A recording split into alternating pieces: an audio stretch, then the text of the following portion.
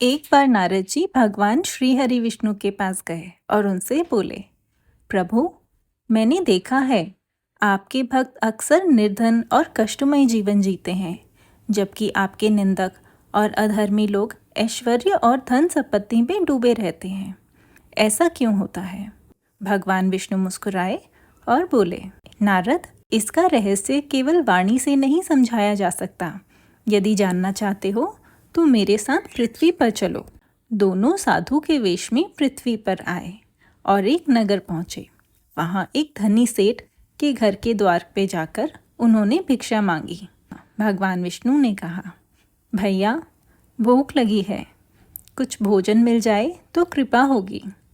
सेठ क्रोधित हो गया और बोला, कामचोर, मेहनत करके खाना कठिन है क्या? यहाँ भीख मांगने क्यों आए हो? जाओ कहीं और।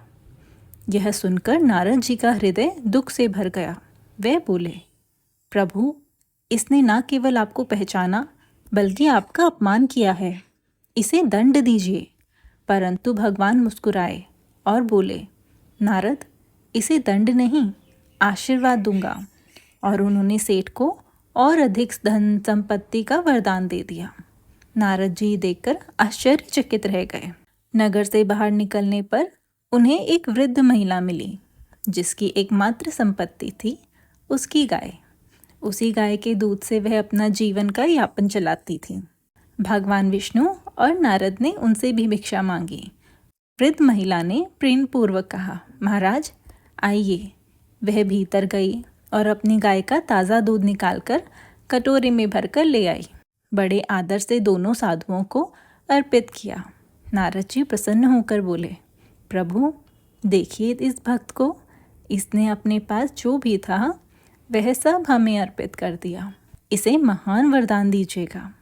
भगवान बोले, नारद, मैंने इसे आशीर्वाद दिया है कि इसकी गाय इससे छीन ली जाए।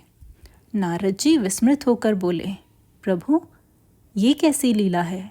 यह वृद्ध तो आपकी सच्ची भक्त है। उसके पास गाय ही उसका सहारा है और आपने वही छीन लिया। ये तो अन्याय है। भगवान ने स्नेहपूर्वक कहा, नारद, यह मेरी परम भक्त है, शीघ्र ही मेरे धाम आएगी, किंतु इसका मोह इसकी गाय से अत्यधिक है।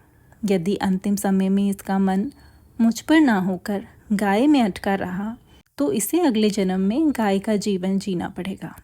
इसलिए मैंने इसकी गाय पहले ही छीन ली, ताकि अंतिम क्षणों में इसका मन केवल मुझ पर केंद्रित हो और यह सीधा मेरे धाम आ सके।